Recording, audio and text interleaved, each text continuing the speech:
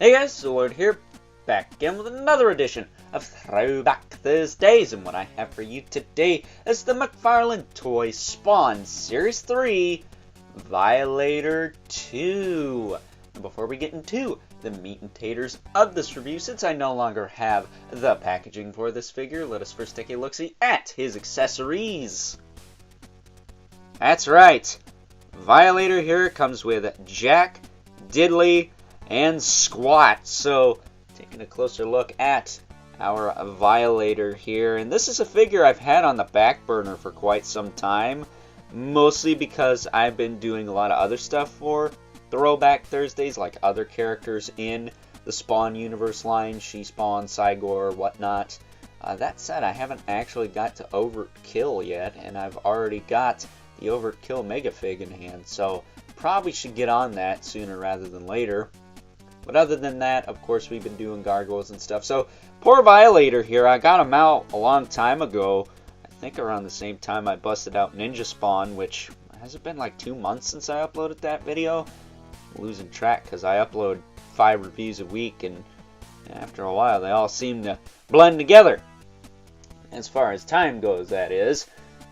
But Violator here, I figured since he was out still, and I hadn't got to him yet, doing this week. So, with that being said, for the first 8 waves of Spawn figures, which I like to dub the vintage line, because that's really what it is. It's the most vintage Spawn line out there, and since they're only called a number instead of like the Dark Ages, Manga Spawn, yada yada yada, as far as a wave name goes, I figured this Violator right here is the best that line had to offer.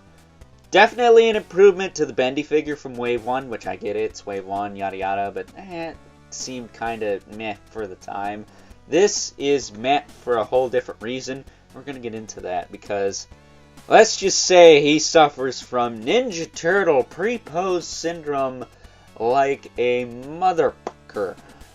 And that's a shame because in Series 2 we got Malbolgia, who I wish he was the standard for all the big monster figures in this line, because that thing was damn near perfect. For a figure in early 95, late 94, that Malbolgia is something else. That is one of the best 90s action figures of all time, in my opinion.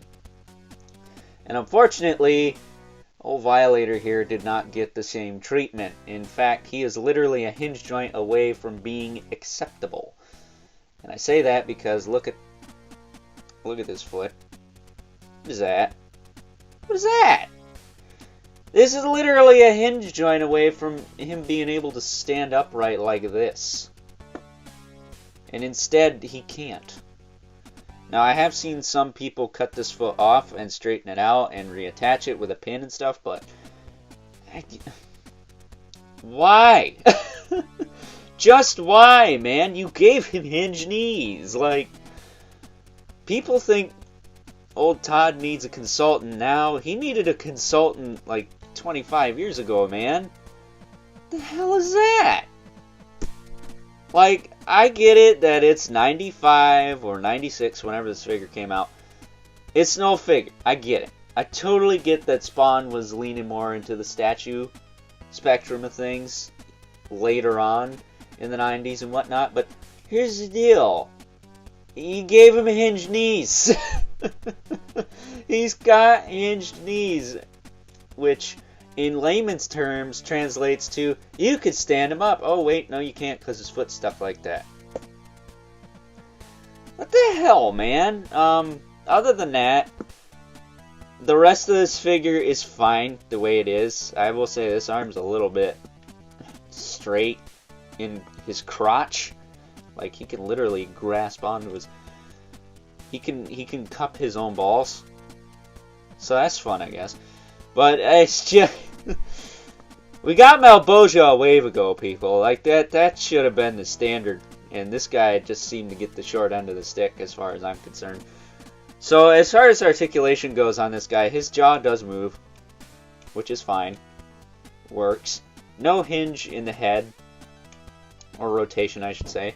He does have this nifty handle on the top, so you can carry him around like a carry case for other figures, but you can't store anything in this guy. He's really skinny and not enough space for that. But, yeah, it's his horn. I know what it is. It's called a joke.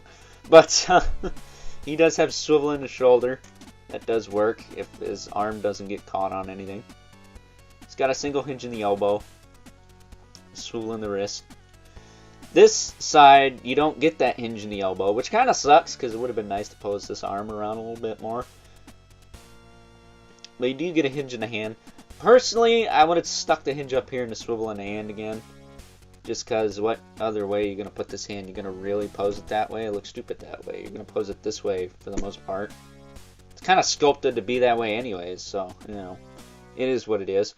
That said, I think this arm would have benefited from being sculpted outward a little bit more and just being a mirror of this. Maybe with this hand sculpt. That would have made this figure a little bit better in my opinion. I like the kind of hand on the ground with the leg in the crouch position, but it just doesn't. As far as an action figure goes, which is what these things were called, they were called ultra action figures actually. He's not very ultra. He's stuck in this one pose. You can't do crap with this guy other than this. And that's why I kind of have a disdain for the Ninja Turtles line that came out before this, because they're all in that stupid walking pose. And half of them you couldn't even stand up because, oh, their toe is bent and they have no balance and they just go whoop. That, to me, is a de-evolution. Because 10 years before this, we got G.I. Joe, which had, yes, it had O-rings, but it was like a super articulated figure that was even smaller than Amigo. You know? Like, that's evolution to me. This is evolution as far as sculpt and paint, but as far as actually being able to play with a darn thing, it's a major step back. Because you can't do anything with this guy. That said, he does have really good like leg articulation for the time. He's got a really solid hinge in the knee and in the hip, but you can't do nothing with him because he's stuck in this stupid I'm a ninja pose and he can't do anything other than this. So that is a shame. I really wanted to like this figure a lot more than I do, but alas, the pre-posedness of him is keeping me from liking him as much as the Malbolgia, because the sculpt and paint is there. I would say, aside from being a little bit dark on the gray, just a tad, maybe a shade lighter, like the comics and whatnot, this is the best Violator figure from the Spawn line. You know? He's got more articulation than Violator 3, which is more in line with the more modern Spawn stuff, but that is arguably the best comic book Violator.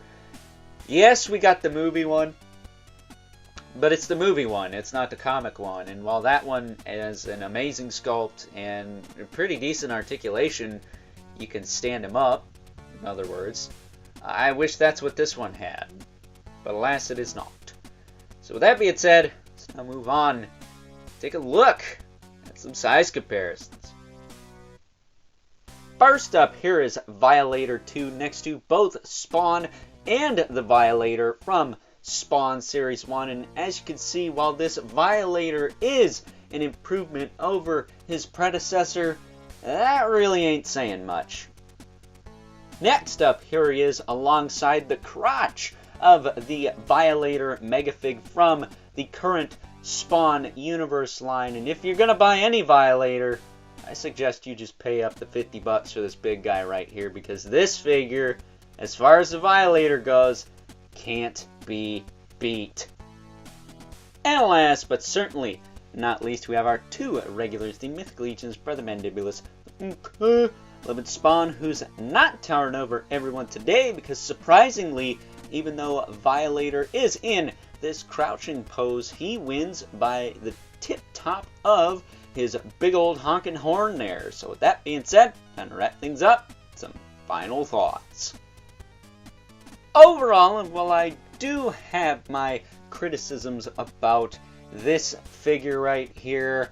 If you're looking for a Violator to go with your vintage Spawn collection and you're not really keen on the bendy figure from Series 1, then this is a definite must-have for you, because while I don't think this is the best action figure in the Spawn line by any stretch of the imagination, Violator is a main character, and as far as the sculpt and paint are concerned, this is the best the vintage Spawn line had to offer.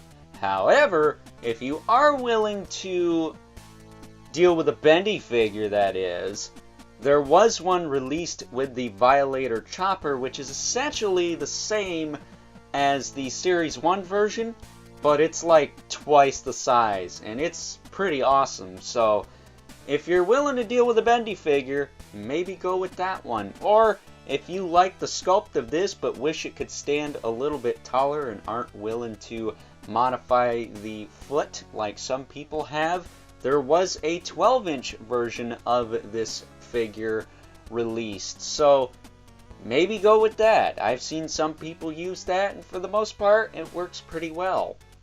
That said though, I still think Violator 3, as far as comic book Violators from the Spawn line go, is the best Violator we got in the early days of McFarlane toys. That said though, if you just want a really awesome Violator action figure and don't really care what he looks like, definitely go with the new Mega Fig. There is no topping that thing. Until we get a modern rendition of the classic interpretation of Violator, the Mega Fig from last year is definitely the way to go, in my opinion. That said though, if you're into wacky ass variants, we all know that the Todd Father is no stranger to that, especially back in the day. There's a cyborg version of this. That goes with Cosmic Angela and Future Spawn. I kid you not. But with that being said, I hope you guys enjoyed this week's edition of Throwback Thursdays. And if you are so inclined, please don't forget to comment, like, subscribe, and hit the bell so you know whenever I upload more reviews like this one. And while you're at it, don't forget to leave a suggestion for something for me to review for my 10-year anniversary week-long marathon extravaganza.